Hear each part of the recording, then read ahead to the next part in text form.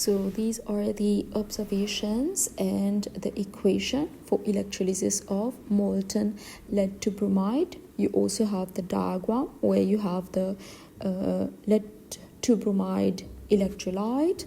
You have the anode and the cathode. Make sure the connections are correct. And also, there is no salt bridge in electrolytic cell. You only have one big container of the electrolyte.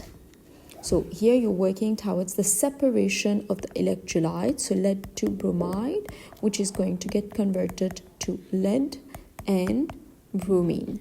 So this is in the liquid state and this is in the gaseous state. So it gets converted. These are the ions and equations for the electrolysis of molten potassium bromide and the diagram as well. Let's see the questions. Why solid lead to bromide does not conduct electricity? So in the solid state, you have ions which are held in fixed position. So because the ions are not mobile, it cannot conduct electricity.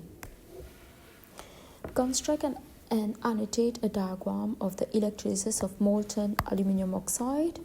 So you have to be able to draw the electrolytic setup. So here you have the electrolytic setup. The equations at the cathode. So at the cathode you have the cations, where you're going to have the reduction of the cations. And at the anode, you're going to have the oxidation of the anions.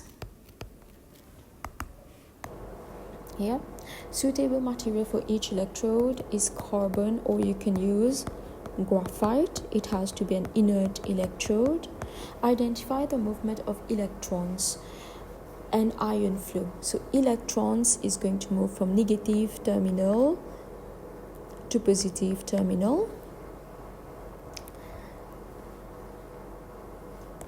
So electrons move from anode to cathode. So you can see here the anode to the cathode. It's actually from the battery, so from negative terminal to positive terminal. And the flow of ions is aluminium to the cathode and the oxide ion to the anode.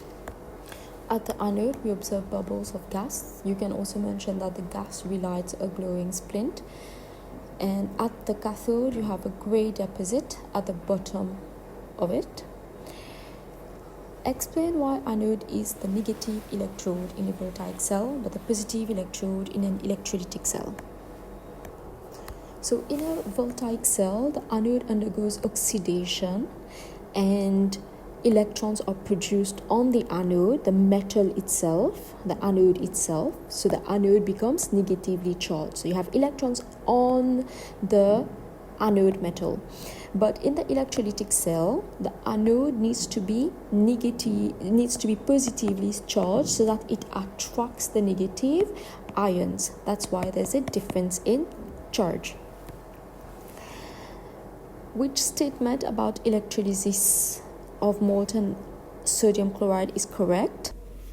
So if we write it properly, so Na plus should be attracted to the negative electrode, and at the negative electrode you actually have reduction. At the positive electrode you have oxidation. So this one is wrong. Yellow-green gas is produced at the negative electrode. So that's wrong. It's produced at the positive electrode. Silver metal is produced as a positive electrode. Wrong. This is produced at the negative electrode. Chloride ions are attracted to the positive electrode, which is correct. And this undergoes oxidation. So answer is C. Which changes would take place at the positive electrode at the cathode in a voltaic cell? This is about the voltaic cell. You have to be careful, not about an electrolytic cell. So at the cathode, you have reduction reaction, and reduction is gain in electrons. So we just need to identify where you have a gain of electrons. Zn2 plus to Zn, you have a gain of electrons. So Zn2 plus plus 2 electrons. That's a reduction reaction. Cl2 plus electrons, you have Cl minus. So this is also a reduction reaction. However, the last one here you have, this is loss of electrons. So this is oxidation. So 1 and 2 are reduction reactions. So this is the answer. So with this, we finish topic 9.2. So for this topic, you have to know that the voltaic cell converts chemical energy into electricity. So the chemical energy is obtained from spontaneous exothermic chemical reactions, and oxidation takes place at the anode and reduction takes place at the cathode. However, in electrolytic cell, you have a non-spontaneous chemical reaction which occurs due to electricity provided. So you have electrical energy converted to chemical energy, and also you have reduction at the cathode and oxidation at the anode. This is the same in both.